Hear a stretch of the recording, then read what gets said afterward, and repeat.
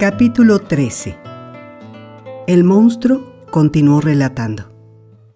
Me apresuraré ahora para llegar pronto a la parte más conmovedora de mi narración. Ella te descubrirá cómo surgieron en mí los sentimientos que me han hecho ser lo que soy. La primavera avanzaba con rapidez. El tiempo era magnífico. El cielo estaba siempre sereno.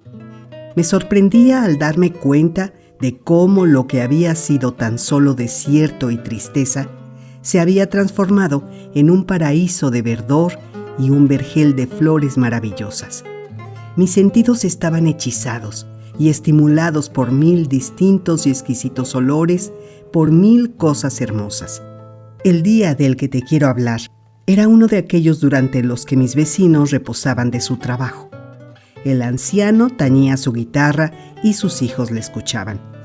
Pude darme cuenta de que Félix parecía más melancólico todavía que de costumbre. Suspiraba con frecuencia. Su padre acabó por advertirlo y dejó de tocar. Creí averiguar por sus ademanes que le estaba preguntando a su hijo las causas de su extremada tristeza.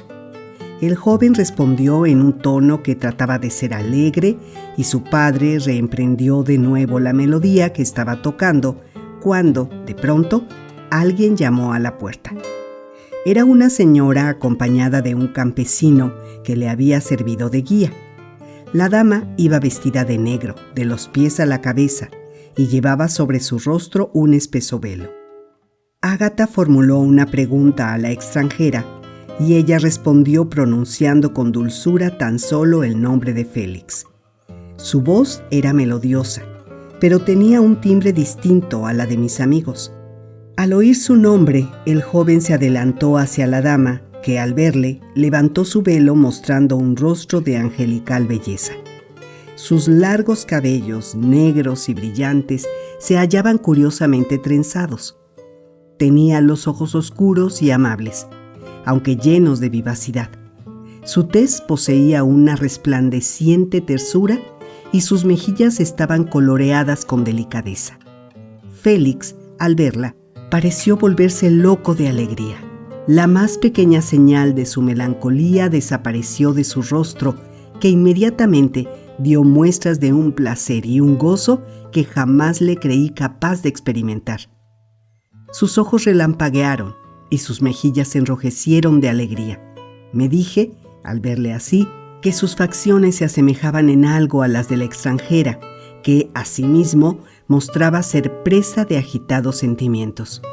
Enjugando las lágrimas que corrían de sus hermosos ojos, tendió a Félix una mano que éste besó con júbilo mientras la llamaba, si no recuerdo mal, mi dulce árabe.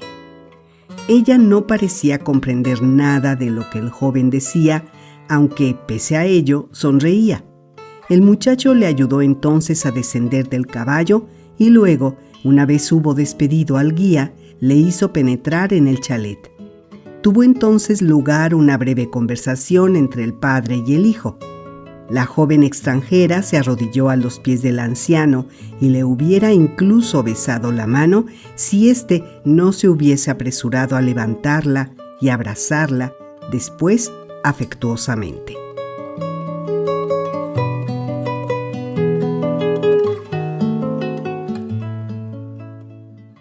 Pronto pude darme cuenta de que, si bien la joven parecía disponer de palabras que pertenecían a una lengua propia, los demás no la comprendían, del mismo modo que ella, a su vez, tampoco les entendía.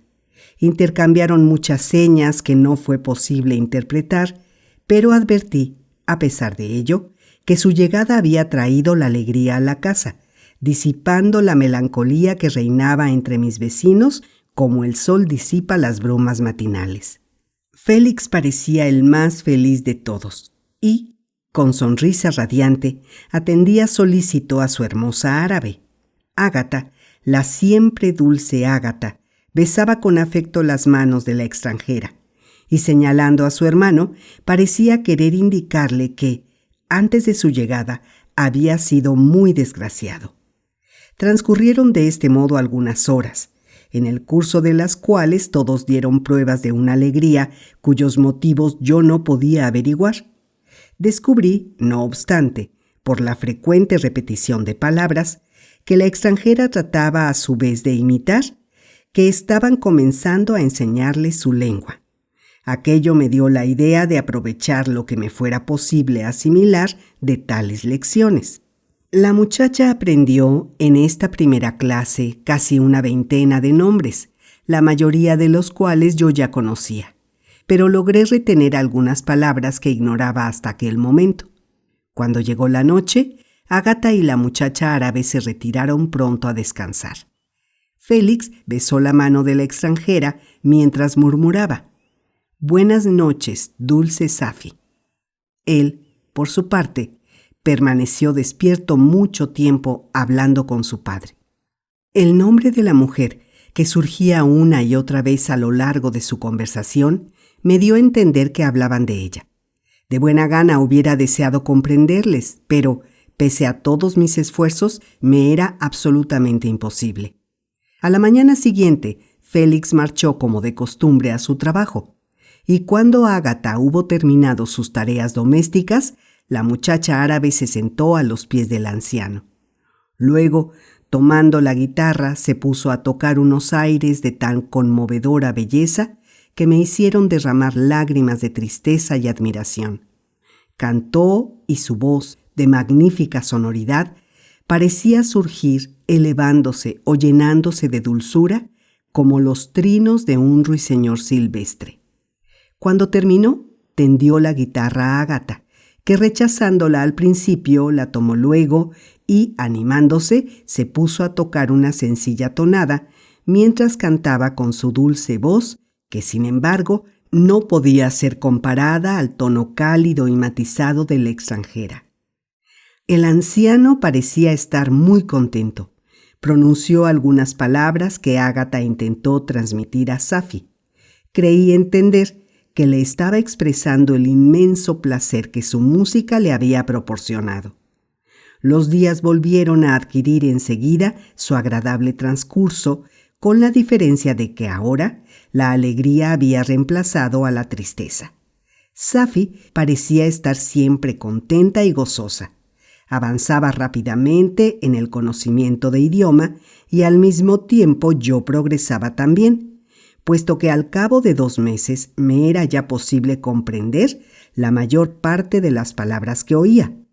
Mientras, la tierra se había cubierto de un suave tapiz de hierba que muy pronto comenzó a salpicarse de innumerables flores, estrellas multicolores de delicioso olor y maravillosa apariencia, que esmaltaban la pradera y brillaban tenuemente en la umbría penumbra del bosque. El sol se hizo más cálido, las noches eran claras y suaves. Yo disfrutaba mucho con mis salidas nocturnas, pese a que, día tras día, se hicieron más cortas, puesto que el sol aparecía cada vez más pronto y se ponía más tarde. Jamás me atrevía a permanecer en el exterior a la luz del día, temiendo ser sometido a un trato semejante al que recibí en el pueblo, donde tan imprudentemente me había arriesgado la noche de mi llegada.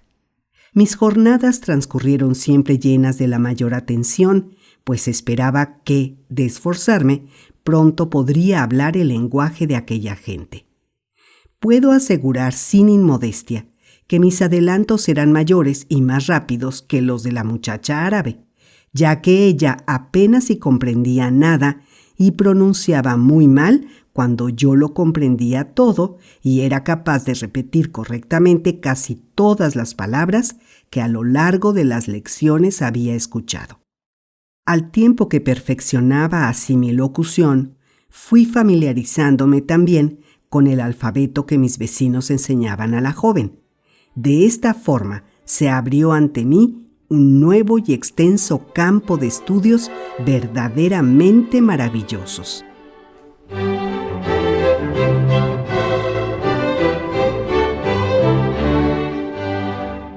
El libro que Félix utilizaba para enseñar a Safi se titulaba Ruinas o Meditaciones sobre la Revolución de los Imperios, de Volney. Me hubiera sido imposible comprender el contenido de aquel libro si Félix, mientras iba leyéndolo, no lo hubiese explicado minuciosamente.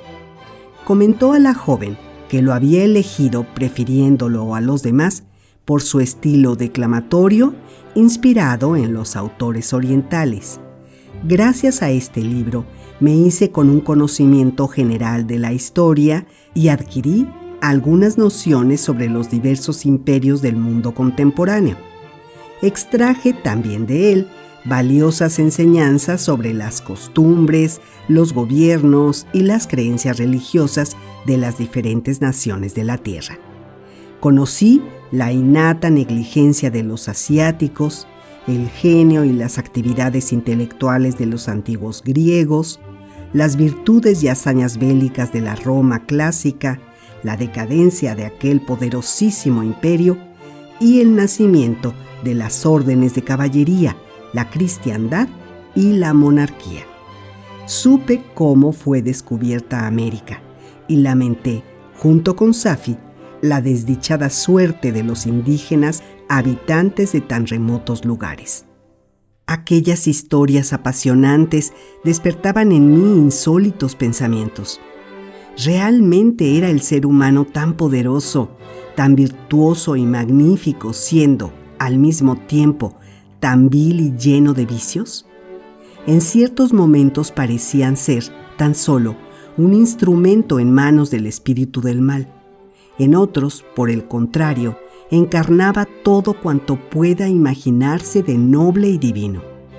El mayor honor al que podía aspirar el hombre parecía ser el de mostrarse magnífico y virtuoso, mientras que ser cruel y vicioso, como lo habían sido tantos personajes de los que la historia nos habla, parecía ser prueba de la más infamante decadencia y testimoniar una condición más baja que la del ciego topo o la del miserable gusano de tierra.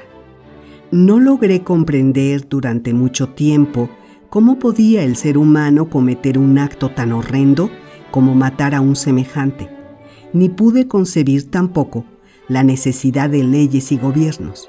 Pero cuando supe algunas cosas más sobre el vicio y el crimen, dejé de asombrarme para no sentir más que vergüenza y disgusto.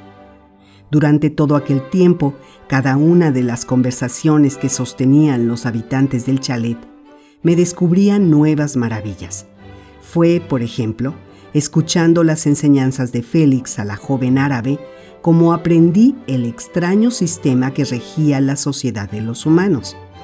Fue así como llegué a conocer la injusta distribución de las riquezas, como supe de las gigantescas fortunas y de las terribles miserias, como me enteré de la existencia del rango, la casta y la sangre azul.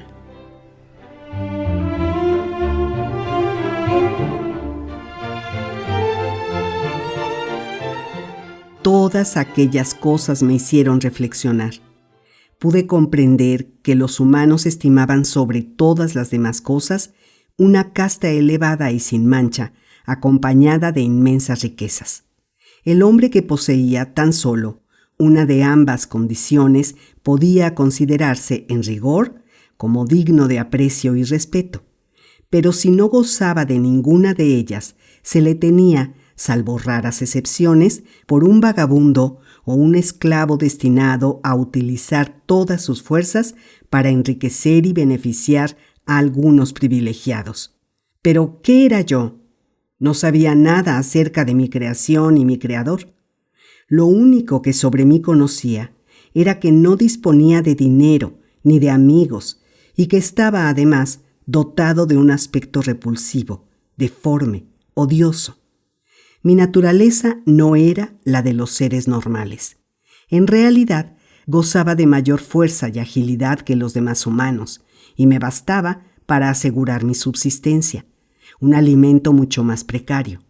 Soportaba con mayor facilidad las temperaturas extremas. Mi estatura sobrepasaba en mucho la de los hombres. Observando a mi alrededor y escuchando a mis vecinos, jamás pude oír hablar de un ser semejante a mí. Era, por lo tanto, un monstruo, una criatura de la que todos se alejarían con repugnancia y horror. No puedo describir la desesperación que tales reflexiones me produjeron. Luché para recuperar mi valor, pero cuanto más me instruía, mayores eran las razones que me empujaban al temor y a la tristeza. ¿Por qué no seguí viviendo en mi selva natal, sin conocer ni experimentar otras sensaciones que el hambre, la sed, el frío y el calor? ¡Qué extraña es la sabiduría! Se aferra al espíritu del que ha tomado posesión, como el líquen se aferra a la roca. Deseé entonces destruir cualquier pensamiento, cualquier afecto, pero sabía ya que solo de una forma podría escapar al dolor, muriendo, y aún sin comprenderla, deseaba ya la muerte. Admiraba la virtud y los buenos sentimientos, amaba los modales dulces y afables de mis vecinos, y no obstante, me estaba vedada la convivencia con ellos, si no era sirviéndome de medios practicados a escondidas, permaneciendo desconocido para ellos, lo que aumentaba, si esto es posible, el deseo de ser aceptado por mis semejantes y convertirme en su igual. La dulce voz de Ágata, las alegres sonrisas de la bella árabe, los generosos consejos del anciano y los decididos propósitos del buen Félix jamás se dirigían a mí. Qué miserable y triste ruina era yo.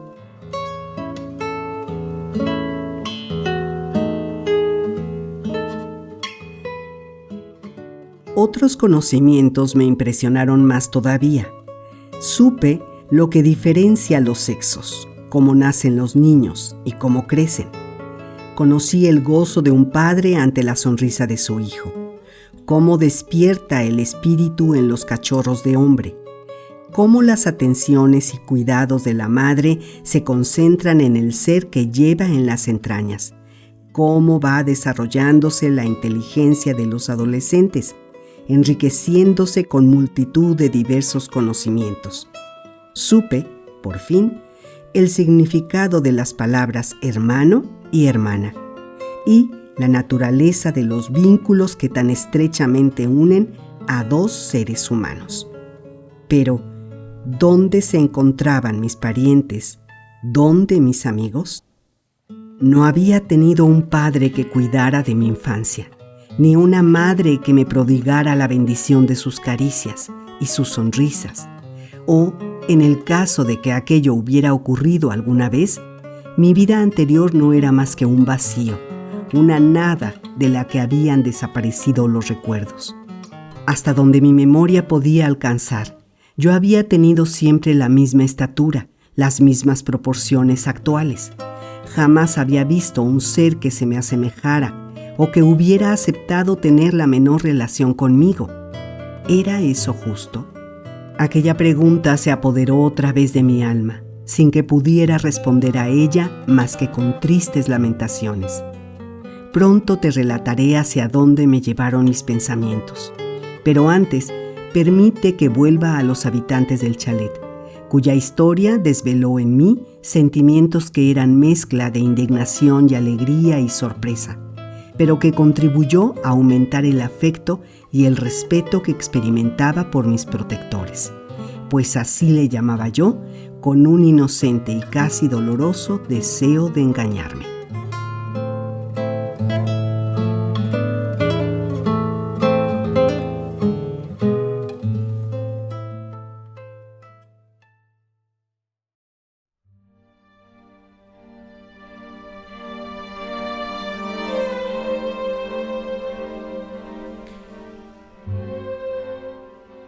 Capítulo 14.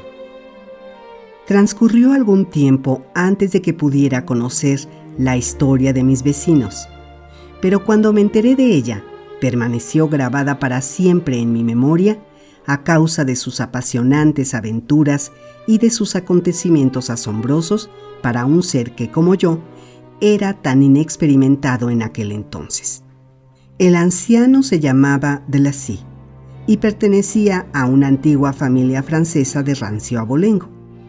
Durante muchos años había vivido en Francia, rico, con el respeto de quienes ostentaban una situación superior a la suya y con el afecto de los de su misma clase. Su hijo se había entregado al servicio de la patria y Ágata frecuentaba el trato con las damas de la mejor sociedad. Apenas unos meses antes de mi llegada a aquel pueblecillo de Alemania, la familia vivía todavía en una inmensa ciudad llamada París, rodeada de amigos, disfrutando de todas las ventajas que proporcionan la virtud, la cultura, el buen gusto y una riqueza realmente considerable.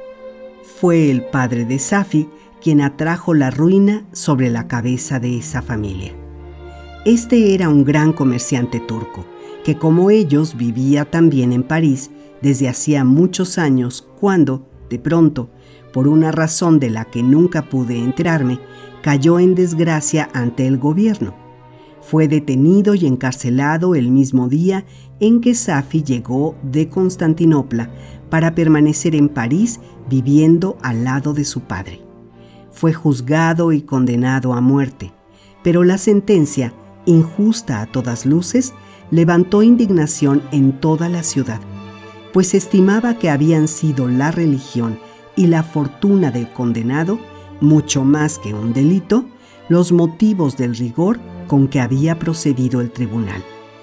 Félix, que por casualidad había presenciado los debates, no pudo dominar el horror y la indignación que le embargaron al escuchar la sentencia, y en la misma sala de juicio se juró libertar al desdichado, emprendiendo inmediatamente la búsqueda de un medio que le permitiera llevar a cabo su proyecto.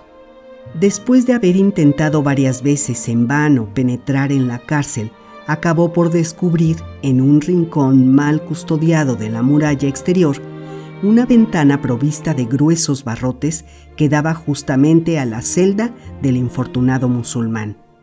Este, cargado de cadenas, aguardaba lleno de desesperación el instante en que se cumpliría la sentencia. Félix regresó a aquel lugar, protegido por la oscuridad nocturna, para comunicar al prisionero las intenciones que albergaba. Sorprendido y encantado, el turco quiso estimular la voluntad del muchacho, prometiendo que le entregaría una verdadera fortuna en caso de que consiguiera propiciar su evasión.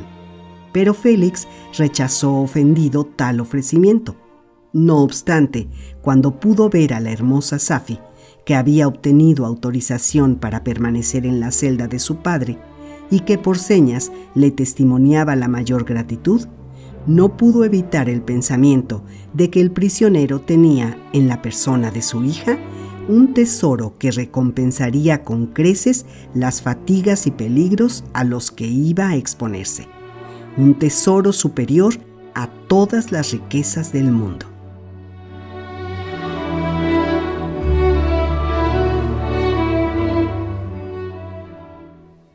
El mahometano comprendió con rapidez la impresión que Safi había producido en el muchacho y quiso asegurarse su celo, jurando que le concedería la mano de su hija en cuanto lograran refugiarse en lugar seguro. Félix era demasiado delicado como para aceptar semejante oferta, que más se asemejaba a una transacción comercial, pero las dulces esperanzas despertaron en su corazón como un augurio de felicidad futura. Durante los días siguientes, mientras el joven se ocupaba de los detalles de la evasión, su valor se veía acrecentado por ciertas misivas que le escribía la hermosa joven que había hallado el medio de expresar en francés sus pensamientos, gracias a la intervención de un viejo sirviente de su padre que había llegado a dominar esta lengua. La joven le agradecía, en ellas, calurosamente, el auxilio que intentaba prestar al comerciante turco, deplorando con discretas palabras lo amargo de su propia suerte. Poseo copia de todas estas cartas. Durante mi estancia en el cobertizo, hallé el modo de procurarme útiles de escritura, y a menudo Félix o Ágata tomaban las misivas en sus manos, cosa que me dio la oportunidad de leerlas. Antes de nuestra separación, quisiera entregarte estas cartas que te darán fehacientes pruebas de la historia que voy a relatarte. Sin embargo, El sol comienza a declinar y no me será posible más que resumirte sus detalles. Safi explicaba en ellas que su madre había sido una árabe convertida al cristianismo y luego capturada y vendida como esclava por los turcos. Destacando por su gran belleza, había logrado conquistar el corazón de su padre, que la tomó por esposa de acuerdo con las tradiciones y costumbres musulmanas. La muchacha hablaba con acendrado afecto de su madre, que, nacida libre y reducida a la esclavitud, supo librarse del cruel destino al que había sido condenada. Aquella mujer educó a su hija en las normas de su propia religión y le inculcó el deseo y la aspiración de un nivel intelectual y una libertad de espíritu prohibidos a las mujeres musulmanas. A la muerte de su madre, aquellos consejos no fueron olvidados por la muchacha, y ahora se desesperaba ante la mera idea de regresar a su patria para ser encerrada en un harén, con autorización tan solo para entregarse a juegos infantiles que no se adecuaban en absoluto a las disposiciones de su espíritu. Se hallaba, en efecto, acostumbrada al goce de los pensamientos elevados y a la práctica de la virtud. La perspectiva de contraer matrimonio con un cristiano y habitar en un país en el que las mujeres podían ocupar un lugar en sociedad la llenaba de gozo. El día de la ejecución fue por fin fijado, pero la noche anterior el condenado se esfumó misteriosamente de su prisión y antes de que amaneciera se encontraba ya a gran distancia de París. Félix se había procurado salvoconductos a nombre de su padre, de su hermana y del suyo propio. El padre de Félix, enterado de su propósito, facilitó la fuga al dejar su casa, pretextando que iba a efectuar un viaje, pero ocultándose realmente en algún lugar de París. Félix condujo a los fugitivos atravesando Francia hasta llegar a Lyon. Luego los llevó a Ligogne, en donde el mercader turco había decidido esperar la oportunidad de dirigirse a un territorio que estuviera bajo la dependencia de su país.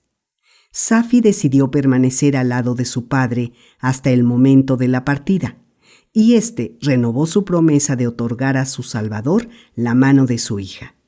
Félix se quedó a su lado, animado por las palabras del mahometano y entreteniendo la espera en compañía de la joven árabe, que le daba muestras del más sincero y dulce afecto.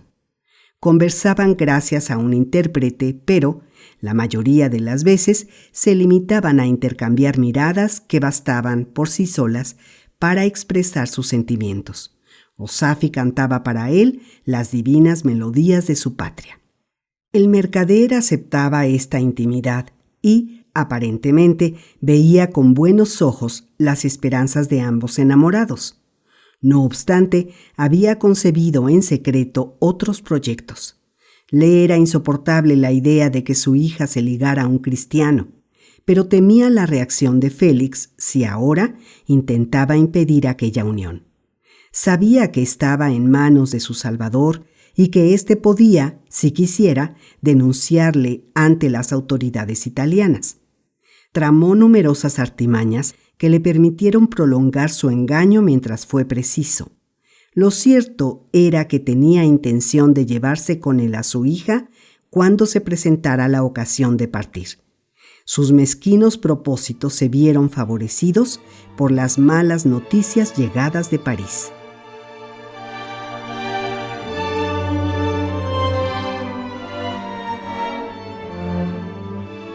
La fuga del turco había provocado una violenta indignación en el gobierno. El plan que Félix había puesto en práctica para la evasión fue descubierto muy pronto, y por esta causa Ágata y su padre fueron detenidos inmediatamente. La triste noticia sacó a Félix de sus sueños de dicha. Su anciano padre ciego y su hermana habían sido encarcelados en una lóbrega prisión mientras él gozaba en libertad de la vida y la felicidad junto a la mujer a quien amaba. Aquella idea le atormentaba cruelmente. Acordó con el turco que de llegar en su ausencia la tan deseada ocasión de partir, él mismo cuidaría de hallar acomodo para Safi en un convento de las proximidades de Leghorn. Despidiéndose de la hermosa muchacha, el joven regresó a París con toda rapidez y se entregó a las autoridades con la convicción de que conseguiría así la libertad para Ágata y su padre. Inútil pretensión. Los tres permanecieron en la mazmorra durante 5 largos meses, mientras aguardaban un juicio que, cuando tuvo lugar, les arrebató todos sus bienes y les condenó al destierro. Hallaron refugio en Alemania, en el modesto chalet donde yo les encontraría más tarde. Félix se enteró muy pronto de que el innoble personaje, a causa del cual él y su familia sufrieron tan terribles pruebas, había abandonado Italia llevándose a Safi. Enterado de que su libertador estaba arruinado y viviendo en la miseria, había olvidado sus promesas y su honor. Le pareció suficiente enviar a Félix una mínima cantidad en metálico para que, según decía, pudiese recuperarse y conseguir algún medio de subsistencia. Aquellos tristes sucesos habían sumido a Félix en la melancolía y le habían llevado a ser la persona más desdichada de su familia. La pobreza no le resultaba difícil de soportar y además, fortalecido su espíritu por la desgracia, no se avergonzaba de ella. Pero la ingratitud y la vileza de que había dado pruebas el turco y la pérdida de su idolatrada Safi habían sido para él golpes de los que difícilmente podría reponerse.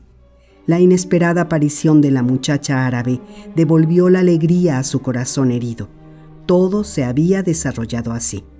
Cuando llegó a Leghorn la noticia de que Félix había sido condenado a perder su fortuna y su rango, el comerciante se valió de ello para ordenar a su hija que, olvidando a su pretendiente, se dispusiera a regresar con él a Constantinopla. Pero la generosidad innata en Safi se rebelaba ante el cinismo de su padre. Intentó convencerle, pero sin éxito. El turco se negaba a escuchar las palabras, limitándose a repetir su tiránica orden. Días más tarde, haciendo súbita entrada en los aposentos de su hija, le dijo que tenía buenas razones para creer que su presencia en la villa había sido descubierta y que, según temía, se había decidido devolverle a las autoridades francesas. Para evitarlo, había fletado un navío que le llevaría hasta Constantinopla y que partiría pocas horas más tarde. Le comunicó luego que se proponía dejarla bajo la custodia de un servidor de toda confianza para que, transcurridos unos días, le siguiera con el resto de sus bienes que no habían llegado todavía a Leghorn. Cuando Safi se vio dueña de su persona, trazó el plan de acción que convenía adoptar en aquella situación. Odiaba la idea de regresar a su patria. Se oponía a ello tanto su religión como sus sentimientos. Merced a ciertos papeles de su padre, que por casualidad llegaron a sus manos, supo la dirección del hombre a quien amaba. Vaciló, pero, por fin, tomó la decisión de partir hacia el destierro en que vivía Félix. Recogió las joyas que le pertenecían personalmente y, apoderándose de una pequeña suma, abandonó Italia acompañada por una joven sirvienta natural de Leghorn, pero que chapurreaba algo el turco. Pudo llegar sin ninguna dificultad hasta un pueblecito situado a una 20 de leguas del lugar donde habitaba Félix. Allí, su sirvienta enfermó de gravedad y, pese a los cuidados y la dedicación de Safi, la infeliz jovencita falleció y la hermosa árabe se encontró sola en una tierra cuya lengua y costumbres desconocía por completo. Por fortuna, había caído en buenas manos. La sirvienta italiana había indicado, antes de morir, el lugar a donde se dirigía su dueña, y la mujer que había dado hospedaje a ambas muchachas tomó a Safi bajo su protección y se encargó de que llegara, sin más preocupaciones, a la casa donde vivía Félix.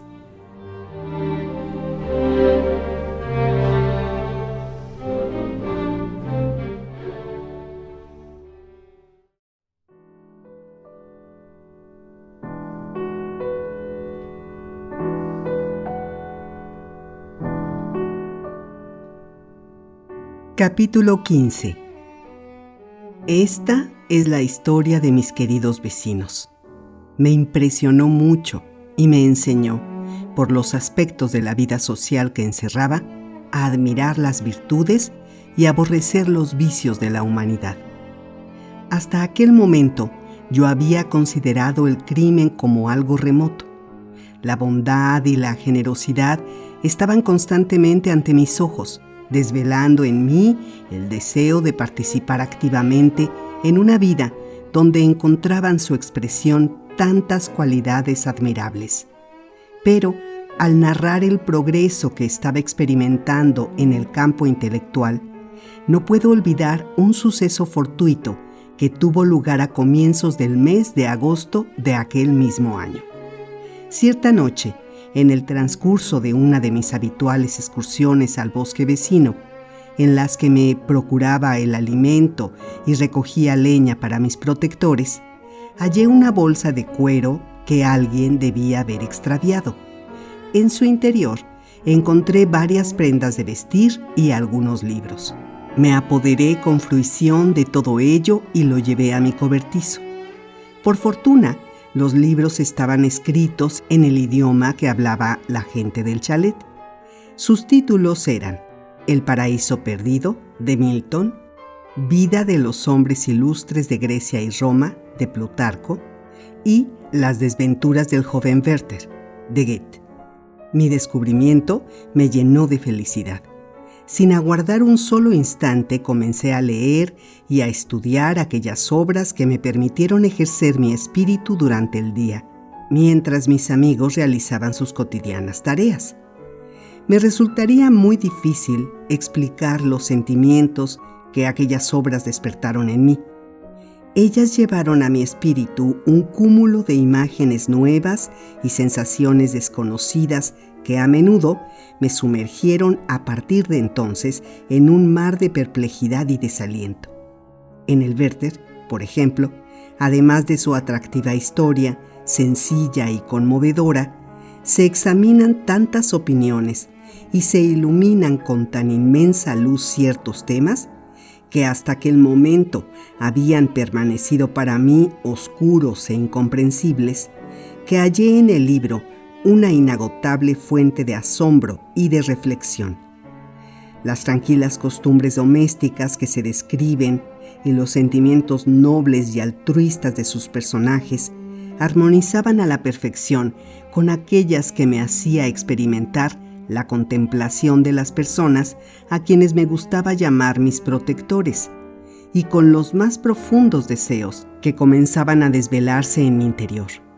Werther me pareció la criatura más divina de todas cuantas me había sido concedido ver o imaginar. Con tanta profundidad está tratado un personaje de tal sencillez. Sus meditaciones sobre el suicidio y la muerte parecían hechas a propósito para remover en mí un cúmulo de encontrados pensamientos. No tenía la pretensión de juzgar el caso, pero, pese a ello, me sentía muy próximo a las opiniones del protagonista, cuyo suicidio me hizo derramar ardientes lágrimas, aunque no lograba comprenderlas por entero.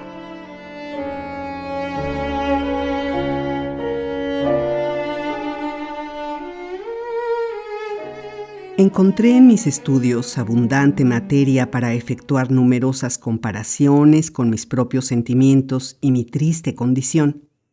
Llegaba a identificarme por completo con los personajes que iba hallando en el curso de la lectura hasta el punto que me parecía escucharles mientras hablaban. Me sentía a un tiempo idéntico e insólitamente distinto a ellos. Despertaban mi simpatía y les comprendía, aunque solo en parte, puesto que mi inteligencia no estaba todavía muy cultivada. Yo no dependía de nadie y no tenía vínculo alguno que me ligara a un semejante. El camino de mi partida estaba expedito, y nadie me lloraría si muriese. Mis rasgos eran de una fealdad nauseabunda, y mi talla gigantesca. ¿Por qué? ¿Quién era yo? ¿De dónde venía? ¿Hacia dónde me dirigía? Aquellas preguntas resonaban incesantemente en mi cerebro sin que pudiera hallar respuesta para ninguna de ellas. El volumen de Vidas de Plutarco narraba la historia de los creadores de antiguas repúblicas.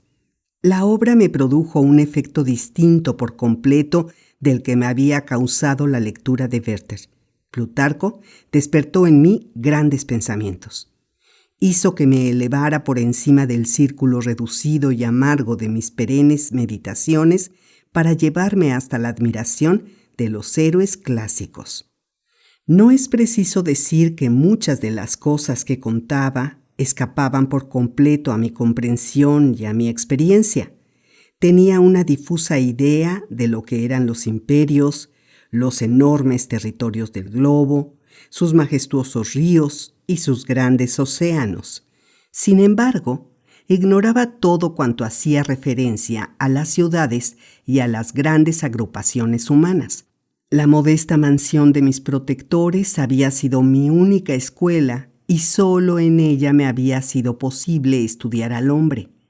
Aquel libro me abrió, por lo tanto, vastos horizontes desconocidos y me descubrió mayores campos de acción. Por él, conocí la vida de los seres que habían gobernado o aniquilado a sus semejantes. Poco a poco fue naciendo en mí una gran admiración por la virtud y un inmenso desprecio por el vicio. Todo ello en la medida en que podía yo comprender el significado de aquellos términos que, en aquel tiempo, me parecían idénticos a las nociones de felicidad o de dolor. Poseído por tales sentimientos, fui, pues, aprendiendo, naturalmente, a admirar a los estadistas pacíficos, Numa, Solón y Licurgo, mucho más que a los Rómulo o Teseo. La existencia patriarcal de mis vecinos terminó por fortalecer tales sentimientos. Es posible que si mi iniciación a la humanidad hubiera corrido a cargo de un joven y exaltado militar, ávido de batallas y de gloria, mis impresiones serían ahora por completo distintas.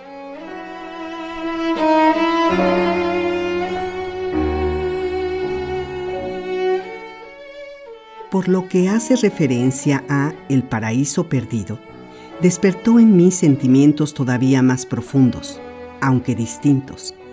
Leí la obra del mismo modo como lo hice con las otras dos, es decir, creyéndola como si se tratara de historias reales.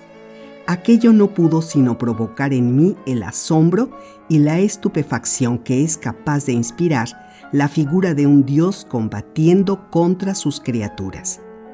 A menudo me conmovió la semejanza que hallaba entre alguna de las situaciones y mi propio caso. Al igual que Adán, yo no estaba, en apariencia, atado por vínculo alguno a ningún ser. Pero, en las restantes circunstancias, su situación era por completo distinta a la mía. Él había nacido de las manos de Dios. Era un ser perfecto, que todo lo tenía y nada le faltaba. Además, su Creador cuidaba de él y le protegía solícitamente.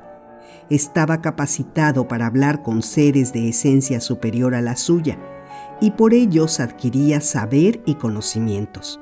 Por el contrario, yo era una infeliz criatura que se encontraba sola y desamparada. En innumerables ocasiones me vi impelido a creer que Satanás era el ser que más se adecuaba a mi condición. Al igual que él, yo había sentido el arañazo de la envidia al contemplar la dicha y la felicidad que parecía reinar entre aquellos a quienes llamaba mis protectores.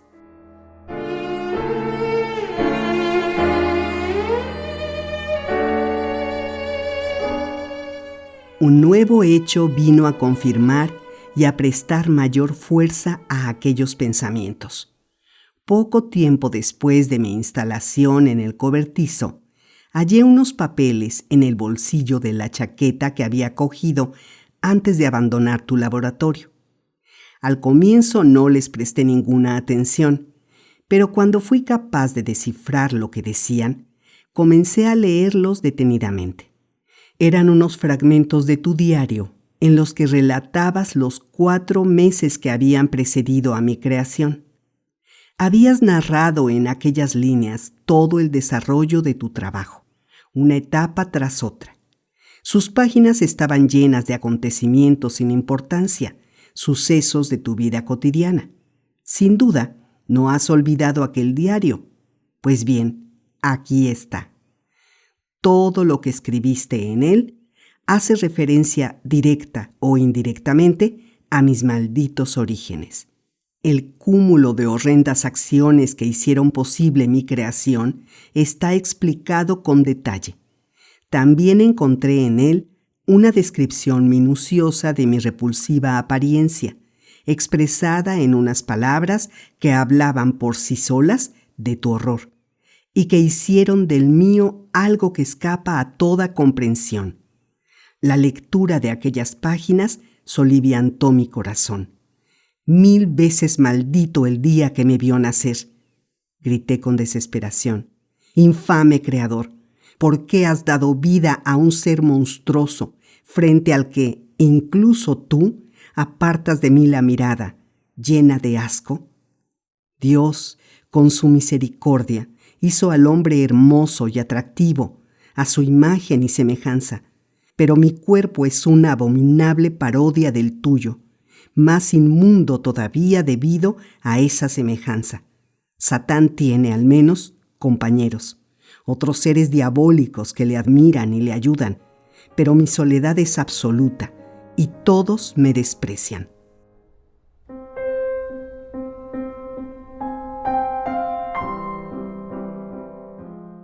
Aquellas fueron las reflexiones a que me entregaba en mis horas de soledad y desesperación.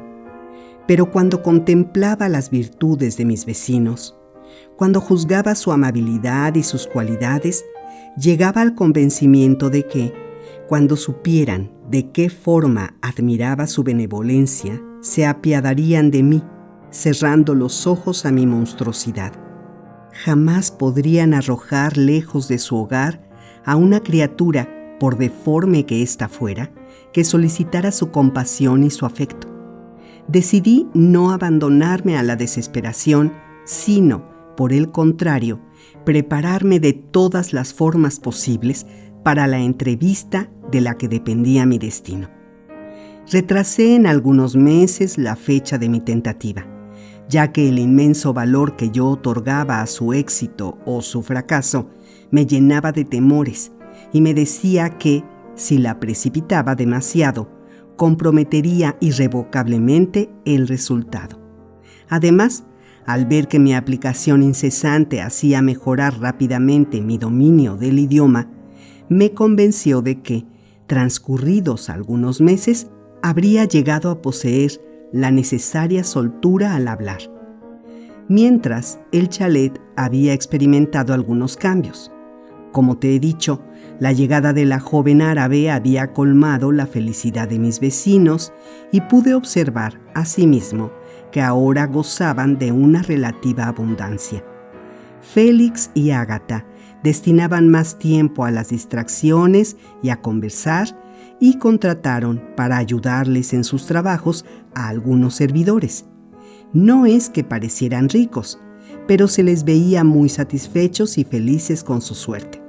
Estaban llenos de paz y felicidad, mientras que mis pensamientos eran cada vez más tormentosos. El aumento de mis conocimientos me revelaba con mayor claridad la miserable clase de paria que yo era. Ciertamente tenía una esperanza, pero ésta se desvanecía en cuanto miraba mi imagen reflejada en el agua del estanque o incluso cuando distinguía mi sombra a la luz de la luna, por vaga y difusa que fuera. Seguía combatiendo mis temores e intentaba conseguir el valor necesario para enfrentarme a la prueba decisiva que había decidido llevar a cabo. Algunas veces, negándome a ser dominado por las frías razones, dejaba errar mis pensamientos por los jardines del Edén y llegaba a imaginar que bellas y amables criaturas simpatizaban de buen grado conmigo y consolaban mis pesares, mientras me sonreían con sus rostros angelicales y llenos de felicidad. Se trataba tan solo de inútiles sueños. No, ninguna Eva se hallaba a mi lado para endulzar mi tristeza y compartir mis sentimientos. Estaba solo. Recordaba la petición hecha por Adán a su creador. Pero, ¿dónde estaba el mío? Me había abandonado. Y, entonces, con el corazón lleno de amargura, te maldije.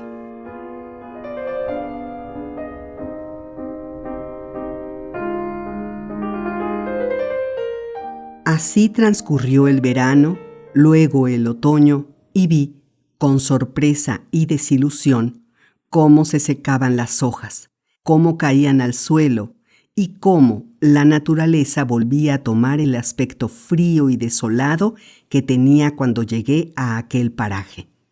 Pese a ello, los rigores e inclemencias del tiempo no me incomodaban lo más mínimo, puesto que mi constitución estaba mejor preparada para el frío que para el calor. Lo que me entristecía era la desaparición de mis mejores goces, aquellos que me habían proporcionado la contemplación de las flores, los pájaros y las magníficas galas de la estación estival. Cuando me vi privado de aquellas delicias, me entregué aún con mayor atención al estudio y a la observación de los habitantes del chalet. El fin del verano no había alterado en modo alguno su felicidad. Se querían de idéntico modo y seguían simpatizando mutuamente. También las alegrías les habían unido y el ambiente desapacible no hizo mella en ellos. Cuanto más les observaba, mayor era el deseo de granjearme su amistad y su protección para poder gozar los placeres de su benevolencia. Deseaba con toda el alma ser conocido y amado por aquellas criaturas tan hermosas.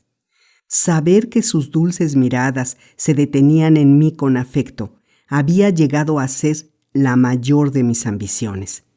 Ni siquiera osaba imaginar que podían alejarme de su lado con desdeño y repugnancia. Los miserables mendigos que llegaban a su puerta no eran despedidos jamás con las manos vacías. Ciertamente yo solicitaba algo más valioso que un pedazo de pan o un lugar en donde reposar. Quería simpatía y afecto, sin considerarme indigno de ello. El invierno iba avanzando. Todo un ciclo de estaciones había ya transcurrido desde mi creación. Ahora, todo mi interés estaba concentrado en la elaboración de un plan que me permitiera entrar en el chalet de mis protectores.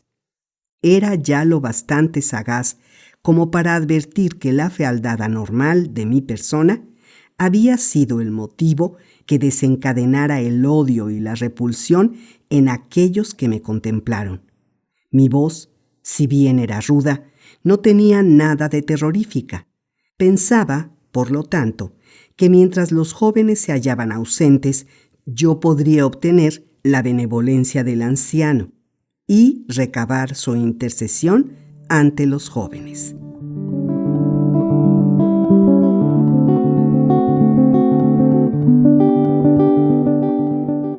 Un día en que el sol brillaba sobre la alfombra rojiza que tapizaba el suelo, y pese a que no fuera demasiado cálido, transmitía sin embargo una cierta alegría.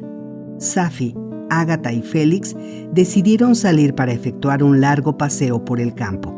Por su parte, el anciano expresó su deseo de permanecer en casa, y así lo hicieron. Cuando los tres muchachos hubieran partido, tomó su guitarra y tocó algunas dulces y melancólicas melodías que superaban en tristeza a las que, hasta aquel momento, le había oído.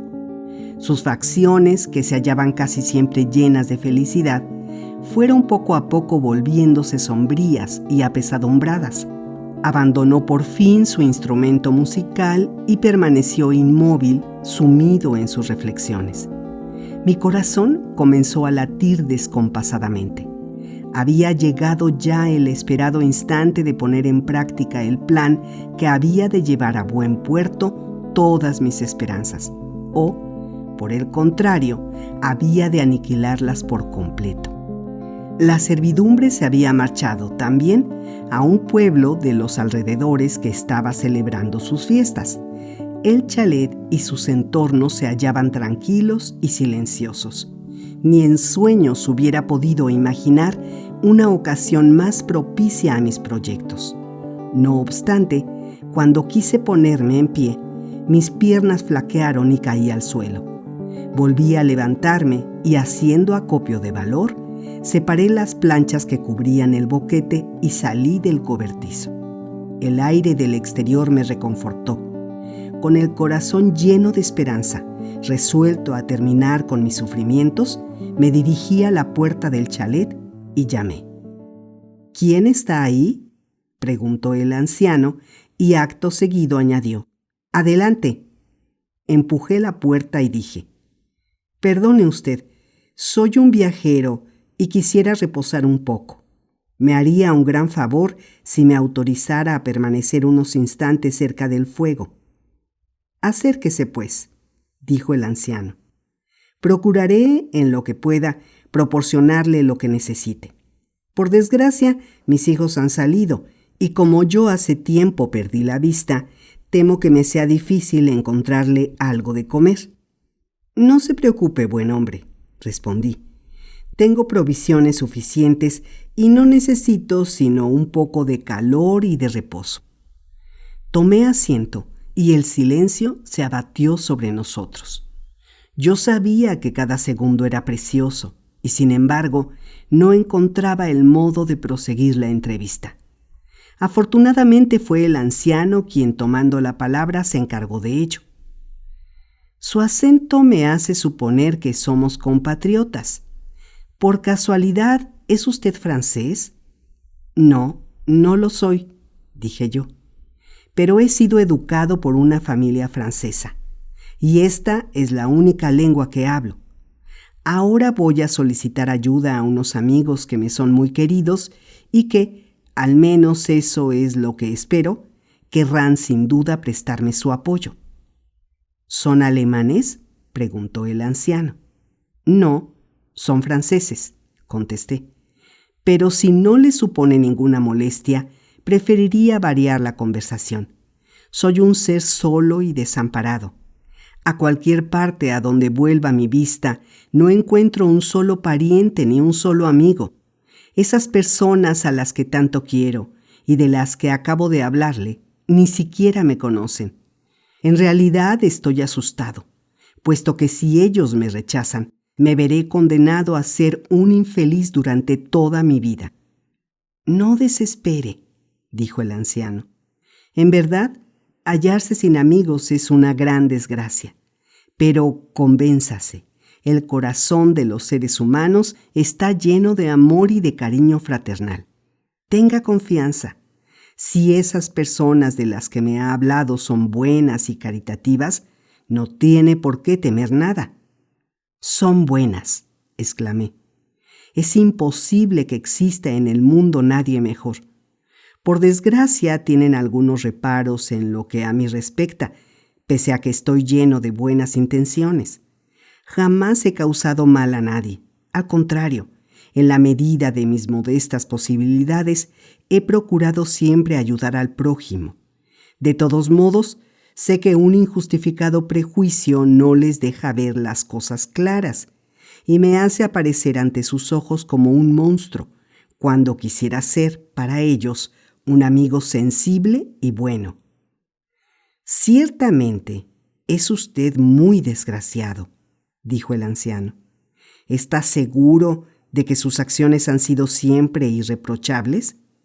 ¿Por qué no demuestra a sus amigos que están en un error?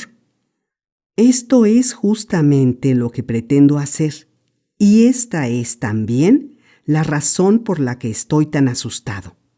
Compréndame, quiero con ternura a estos amigos. Desde hace ya algunos meses, sin que ellos lo sepan, intento prestarles algunos pequeños servicios, y no obstante, imaginan todavía que deseo causarles daño. Es, pues, esta desconfianza del todo injustificada la que deseo vencer. ¿Dónde viven sus amigos? Muy cerca de aquí. El anciano permaneció unos instantes en silencio. Luego prosiguió. Si usted me cuenta sin ninguna reserva los detalles de su caso, es probable que yo pueda intentar algo en su favor. Por desgracia, ya se lo he dicho, estoy ciego y no puedo, por lo tanto, juzgar su apariencia. Pero hay en sus palabras algo que me impulsa a confiar en usted. Soy un anciano desterrado, pero sentiría un gran placer si pudiera ayudar todavía a algún ser humano. Es usted muy bondadoso, dije. Agradezco su oferta y la acepto de buena gana. Su benevolencia será mi salvación. Estoy convencido de que con su ayuda jamás seré rechazado ya por los seres humanos y que por fin mis amigos me concederán su afecto. Dios le guarde de ser rechazado por los hombres, dijo el anciano. Ni que fuera usted un criminal. Cuando los humanos actúan de esa forma, no hacen sino empujar al desdichado hacia las más horrendas acciones, aunque en realidad debieran llevarle al bien. Sepa que también yo soy desgraciado. Fui condenado injustamente, al igual que mi familia, y nadie mejor que nosotros podría comprenderle. ¿Cómo agradecerle sus palabras?, le dije. Es usted mi único amigo, mi verdadero benefactor. Usted me ha dirigido las primeras frases amables que mis oídos han podido escuchar. Jamás podré olvidarlo.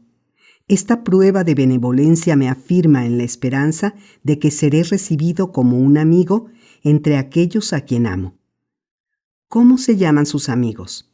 ¿Dónde viven?, preguntó el anciano. Guardé silencio unos momentos.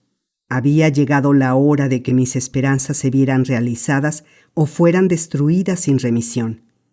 Mi felicidad futura estaba en juego. Procuré conservar la calma mientras buscaba el coraje necesario para responder al anciano. Pero el esfuerzo agotó mis débiles energías y, abatiéndome sobre la silla, comencé a llorar. En aquel instante escuché un ruido de pasos que se aproximaban, procedentes del exterior. Sin duda eran mis jóvenes protectores que estaban ya de regreso. Tomando la mano del anciano, grité poniendo en mi grito las últimas fuerzas. Ha llegado la hora. Sálveme, protéjame. Usted y su familia son las personas que he venido a buscar. No me abandone en el momento decisivo. Dios mío, exclamó el anciano, poniendo sus manos en mi cabeza. ¿Quién es usted? En aquel instante, la puerta del chalet se abrió, dando paso a Safi, Ágata y Félix. ¿Cómo explicar el horror y la desesperación que se apoderaron de mí? Ágata, sobrecogida, perdió el conocimiento, y Safi, demasiado aterrorizada para acudir en auxilio de su amiga, salió corriendo del chalet. Félix se abalanzó sobre mí y con sobrenatural energía me arrancó del lado de su padre, a cuyas rodillas me había postrado. Ciego de furia me arrojó al suelo, propinándome un violento garrotazo. Destrozarlo me hubiera sido tan fácil como lo es para un león despedazar a una gacela, pero mi alma estaba llena de terrible angustia y supe contenerme. Vi cómo se disponía a golpearme de nuevo. Vencido por el dolor y la desesperación, salí del chalet y, al amparo de la confusión que se había producido, logré penetrar, sin ser visto, en mi cobertizo.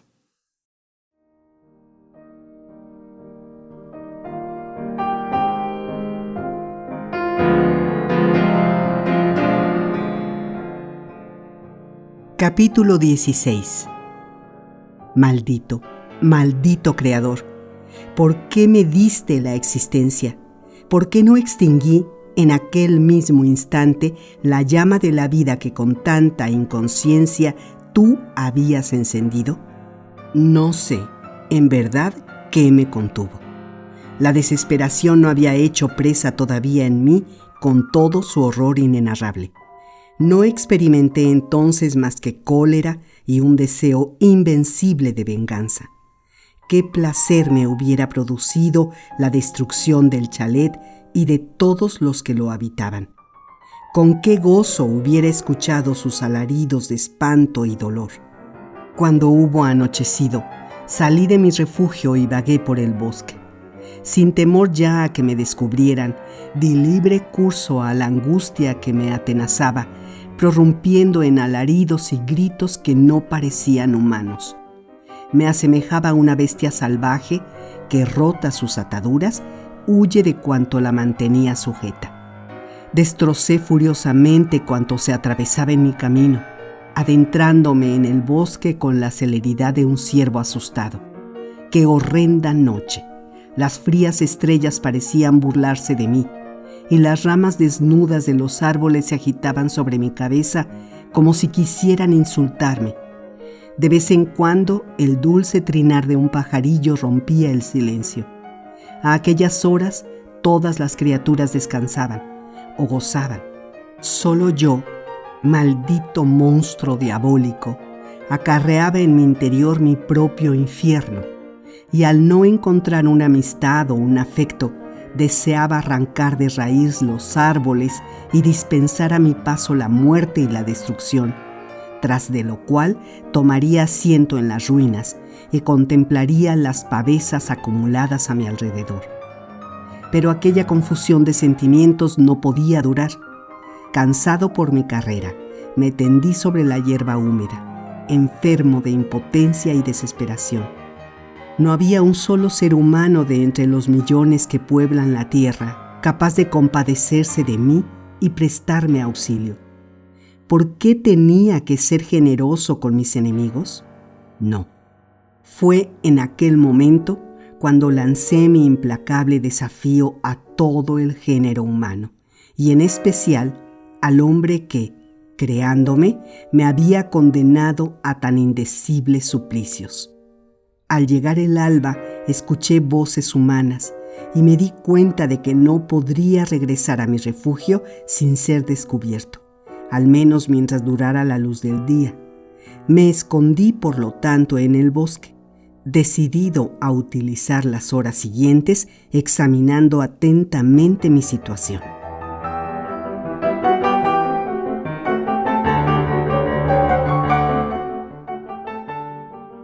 La calidez del sol y la pureza del aire fueron devolviéndome una relativa tranquilidad y, al rememorar paso a paso todo cuanto había ocurrido en el chalet, no pude menos que reconocer cierta precipitación en mis actos. Sí, había sido imprudente. Era indudable, según se desprendía de la conversación que había mantenido con el anciano, que había logrado despertar su interés, pero cometí la locura de dejarme ver demasiado pronto por sus hijos. Hubiera debido esperar hasta granjearme por completo la confianza del anciano antes de mostrarme a los restantes miembros de la familia, que así estarían suficientemente preparados a mi presencia. La situación no era todavía desesperada. Tras reflexionar mucho tiempo, decidí regresar a la casa, hablar de nuevo con el anciano y conquistarle así, exponiéndole sinceramente mi situación para mi causa. Aquellos pensamientos acabaron de devolverme la tranquilidad y, cercano ya el mediodía, logré conciliar el sueño. Sin embargo, la fiebre que habitaba mis venas me produjo pesadillas. Viví de nuevo numerosas veces la odiosa escena de la víspera. Vi huir a las jóvenes enloquecidas y a Félix, cegado por la cólera, apartándome de su padre. Cuando desperté estaba por completo exhausto y al anochecer abandoné mi escondrijo para buscar algo que comer. Cuando mi apetito se hubo calmado, me dirigí, por el sendero que también conocía ya, hacia el chalet tranquilo y mudo. Penetré sigilosamente en mi cobertizo y permanecí allí, esperando la hora en que mis vecinos acostumbraban a levantarse. Pero transcurrió el tiempo, el sol estaba ya alto en el cielo y nadie se había dejado ver. Me estremecí temiendo algún horrible acontecimiento. En el interior de la vivienda todo permanecía a oscuras. No tengo palabras para describir la angustia que llenó aquella espera.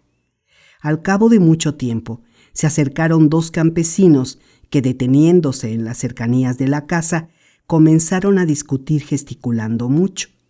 Puesto que hablaban en el idioma del país, muy distinto al que yo había aprendido de mis vecinos, me fue imposible entender lo que decían. Poco después llegó Félix en compañía de otro hombre, cosa que me produjo gran asombro, puesto que yo sabía que el joven no había abandonado aquella mañana el chalet.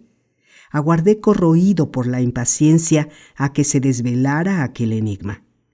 «Comprenda usted», decía el acompañante de Félix, «tendrá que pagar 3 meses de alquiler y perderá además su derecho a lo que produce el huerto. No quisiera aprovecharme de esta situación. Reflexione unos días antes de tomar semejante decisión». «No hay nada que reflexionar», respondió Félix. «Nos es imposible ya seguir viviendo en el chalet. La vida de mi padre ha estado en gran peligro. Ya le he contado a usted lo que sucedió. Mi esposa y Ágata tardarán mucho tiempo en reponerse del terrible sobresalto. No insista, se lo suplico. Recupere usted su casa y déjenos marchar en buena hora». Félix temblaba. Penetró en la casa seguido de aquel hombre y permanecieron unos instantes en su interior. Luego salieron y ya jamás he visto de nuevo a un miembro de esta familia.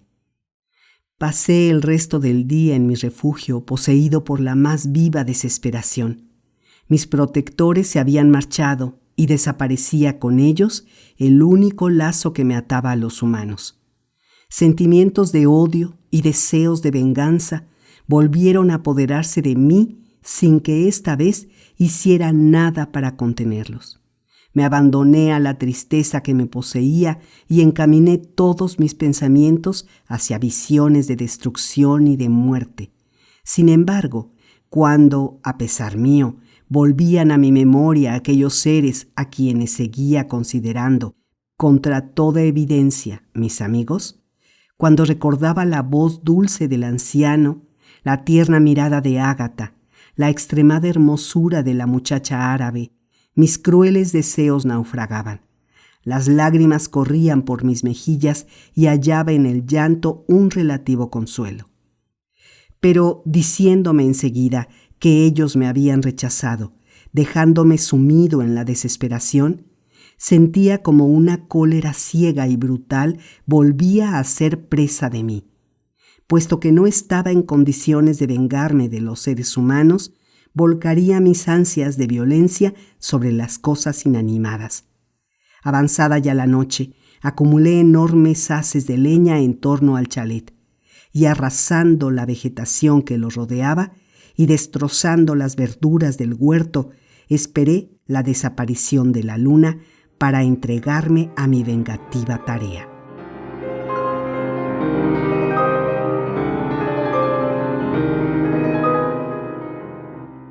El fuerte viento que comenzó a soplar en dirección al bosque dispersó las nubes y alejó la posibilidad de que lloviera. En pocos segundos arreció en su violencia hasta convertirse en un imponente huracán que me sumió en una especie de locura, arrinconando cualquier vestigio de mi razón. Prendí fuego a una rama seca y comencé una rabiosa danza en torno al chalet, con los ojos vueltos hacia el este, en donde la luna comenzaba a rozar el horizonte. Desapareció finalmente el astro, y entonces, prorrumpiendo en aullidos y blandiendo mi antorcha, fui encendiendo la leña que con tanto cuidado había amontonado. El viento avivaba las llamas, y pronto la casa desapareció tras una densa cortina de fuego que la envolvía lamiéndola con sus lenguas ardientes. Cuando me di cuenta de que nada quedaría en pie sino un pedazo de muro carbonizado, me alejé de aquel lugar para buscar cobijo en el bosque cercano. El mundo se abría ahora ante mí, pero no sabía hacia dónde dirigir mis pasos. Decidí, por lo pronto, huir lejos del paraje que había servido de escena a mis desdichas. Pero, puesto que al parecer los humanos me odiaban y despreciaban, todos los países me serían igualmente hostiles. Finalmente pensé en ti. Sabía por tu diario que eras mi padre, mi creador, y por lo tanto no podía acudir en busca de ayuda a nadie mejor que aquel que me había dado la vida. Entre las enseñanzas que Félix había impartido a Safi estaba también la geografía. De este modo aprendí a conocer la situación de los distintos países del globo. Y puesto que tú mencionabas Ginebra como tu ciudad natal, allí debía dirigirme. Pero ¿cómo orientarme? Sabía que era preciso seguir en dirección sudoeste. Sin embargo, no contaba más que con el sol para guiarme. Ignoraba el nombre de las ciudades que debía rodear, puesto que no me atrevía a cruzar por su interior, y no podía confiar en que algún ser humano que encontrara en el camino quisiera responder a mis preguntas. No obstante, nunca dudé de que alcanzaría la meta que me había propuesto. Solo podía ya esperar tu auxilio, y sin embargo, únicamente despertaba en ti sentimientos de odio. Ser insensible y sin corazón. Me diste sentimientos y pasiones echándome luego al mundo para que fuera víctima del desprecio y la repugnancia de todo el género humano. Pero me sabía con derecho a esperar de ti compasión y justicia. Sería, pues, a tu lado, donde buscaría lo que los demás hombres me negaban.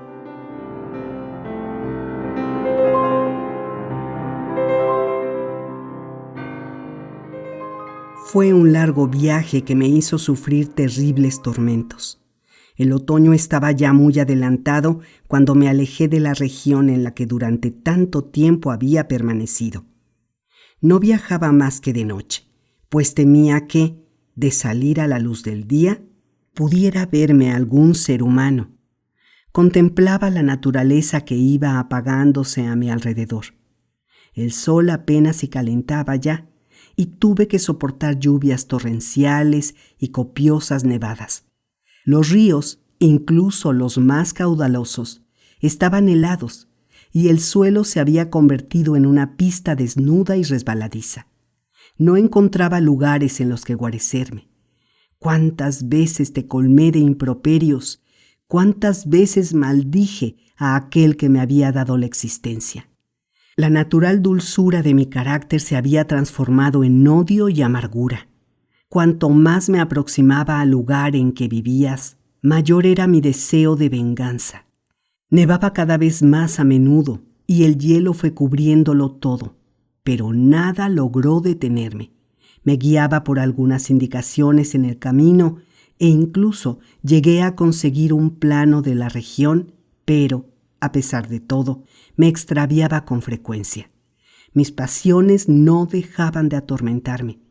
Todo contribuía a encender en mí una furia que las más duras privaciones hacían aún más enconada. Y cuando, ya cercana a la frontera suiza, sentí de nuevo el cálido beso del sol y vi renacer la naturaleza, pude comprender cuánta era la fuerza de mi amargura y de mi odio, puesto que la primavera solo consiguió atenuarla, cuando normalmente hubiera debido llenar mi espíritu de sentimientos clementes. Fiel a la consigna que me había dado, reposaba durante el día y no me ponía en marcha sino cuando la oscuridad me protegía de cualquier encuentro inesperado. Una mañana, viendo que el sendero por el que andaba se adentraba en las profundidades de un bosque, me atreví a seguir mi camino a pesar de que el sol se había levantado ya. La claridad y calidez del aire me reconfortaron.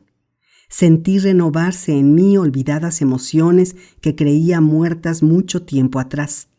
Sorprendido por la novedad de aquellos sentimientos, me abandoné y, olvidando mi soledad y mi horrenda fisonomía, me atreví a ser feliz.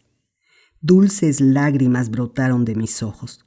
Lleno de agradecimiento levanté mi rostro al sol que tanta dicha me otorgaba.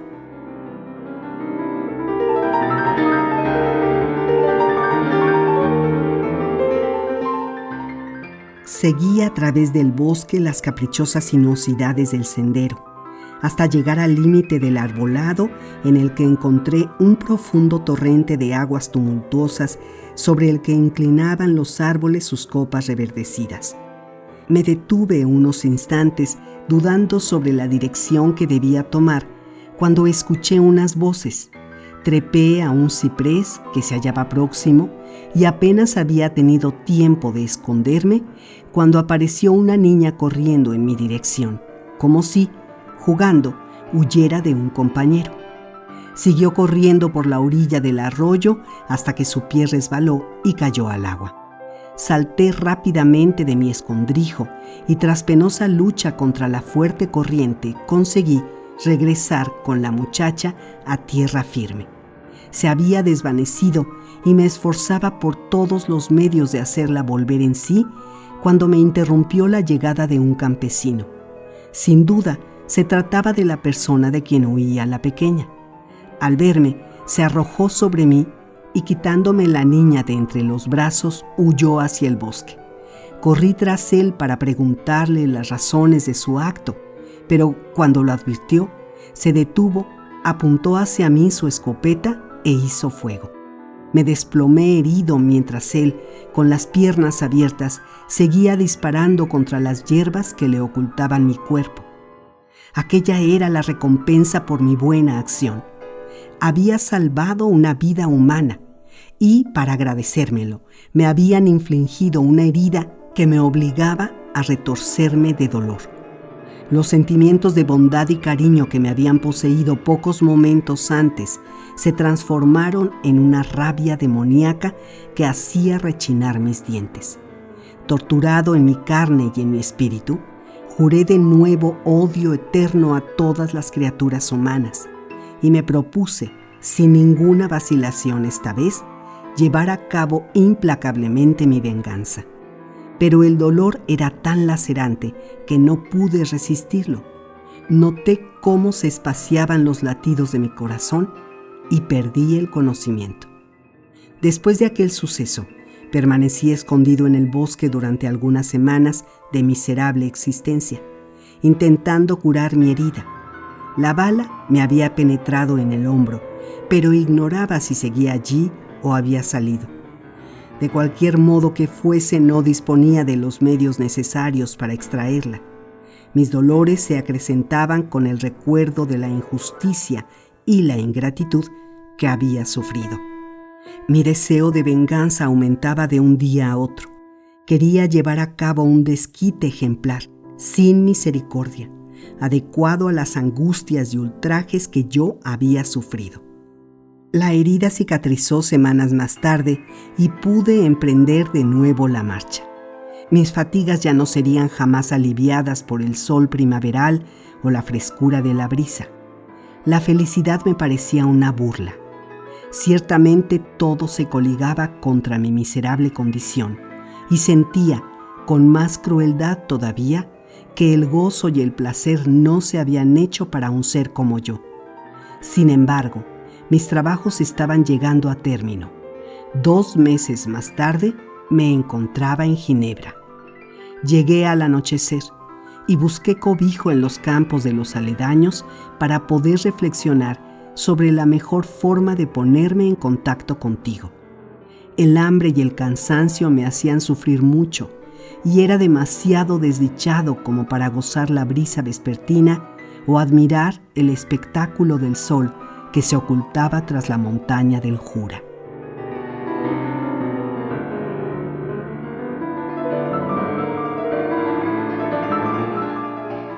Pronto me sumí en un ligero sueño que me concedió por un momento el olvido de mis torturas.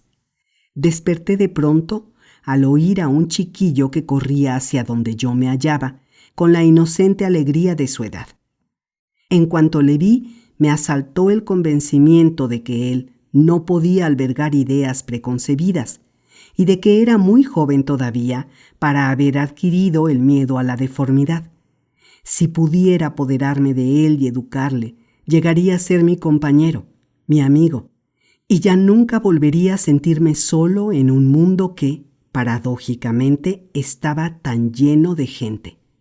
Siguiendo mi impulso, Cogí al niño cuando pasó por mi lado y lo atraje hacia mí. Al verme, se tapó el rostro con las manos y se puso a gritar con fuerza. Resuelto, mantuve asidas sus manos y le dije: «No temas nada, pequeño mío, no te haré ningún daño. Escúchame». «Suéltame», gritó debatiéndose con violencia. «Monstruo, es usted horrible. Quiere cortarme a pedazos y comerme. Es un ogro. Si no me deja, se lo diré a mi padre». «No digas más tonterías, amiguito. Nunca volverás a ver a tu padre. Tienes que venir conmigo». «Monstruo asqueroso, suélteme. Mi padre es síndico. Es el señor Frankenstein y le castigará. No se atreva a llevarme con usted». «Frankenstein. Por lo tanto, perteneces a la familia de mi enemigo, de aquel de quien he jurado vengarme. Tú serás, pues, mi primera victoria». El pequeño no dejaba de forcejear y gritarme insultos que exasperaban mi oído. Le así por la garganta para lograr que se callara, y de pronto vi cómo caía muerto a mis pies. Contemplé su cadáver y mi alma se llenó de alegría, de una diabólica sensación de victoria, y palmoteando jubilosamente exclamé: «También yo puedo sembrar la desolación. Mi enemigo no es invulnerable. Esta muerte le llenará de desesperación y 1000 sufrimientos caerán sobre su cabeza antes de que suene para él la hora de su propia destrucción». Mientras contemplaba a mi víctima, vi un objeto que brillaba en su garganta. Me apoderé de él y lo miré. Era un retrato de una mujer adorable.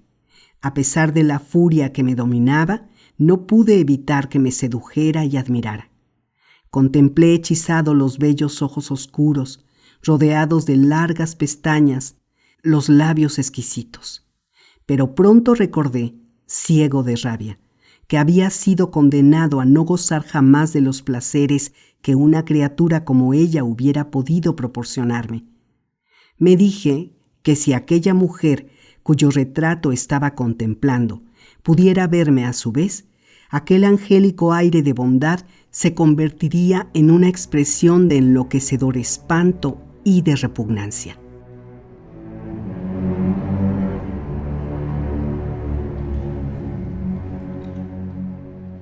¿Es extraño, acaso, que aquellas reflexiones lograran sacarme de mis casillas? Me pregunto ahora cómo no me arrojé en aquel mismo momento sobre los seres humanos dispuesto a perder la vida, pero esforzándome en aniquilar el mayor número de ellos que me fuera posible, en vez de permanecer allí, lanzando lamentos y blasfemias. Enloquecido por los pensamientos que bullían en mi cerebro, fui alejándome de aquellos lugares, buscando un lugar que fuera adecuado para esconderme. Descubrí por casualidad un cobertizo, al parecer abandonado. En él y sobre un montón de paja dormía una mujer. Era joven y pese a no poseer la radiante hermosura de la dama reproducida en el medallón que había robado, era también muy bella. Tenía el encanto y el frescor de la adolescencia. «He aquí», me dije, «una de las criaturas cuya encantadora sonrisa tan solo a mí me es negada». Inclinado sobre ella, murmuré: «Despierta, bella muchacha. Aquí hay alguien que te ama y está dispuesto a cambiar su vida por una sola mirada cariñosa salida de tus lindos ojos. Despierta, amada mía». La joven comenzó a agitarse y sentí cómo me recorría un estremecimiento de pavor. Con toda seguridad despertaría y al verme comenzaría a gritar para denunciarme luego como el asesino del niño. Aquel pensamiento encendió de nuevo mi cólera y despertó mis sanguinarios instintos. Ella, y no yo, sería quien sufriese. Ella pagaría el asesinato que yo había cometido, y así vengaría los sufrimientos que me producía la eterna privación de los goces que sus compañeras hubieran podido procurarme. Mi crimen se había consumado por culpa de los de su especie, y la muchacha pagaría por ello. merced a las enseñanzas de Félix y a las crueles leyes de los hombres, había aprendido a hacer el mal. Volví a inclinarme sobre ella y puse el pendentif en uno de sus bolsillos. La muchacha se agitó de nuevo y huí. Vagué durante varios días por los lugares que habían sido el teatro de los acontecimientos, deseando a veces encontrarte y anhelando otras abandonar este mundo miserable. Por fin me dirigí a estas montañas en las que he vivido consumido por una pasión devoradora que solo tú puedes satisfacer. Estoy terriblemente solo. Nadie quiere compartir mi vida. Es imposible que nos separemos sin que prometas concederme lo que te pida. Solo una mujer tan monstruosa y deforme como yo estaría dispuesta a concederme su amor. Una mujer que fuera en todo semejante a mí, que poseyera incluso mis defectos, y tú debes crearla.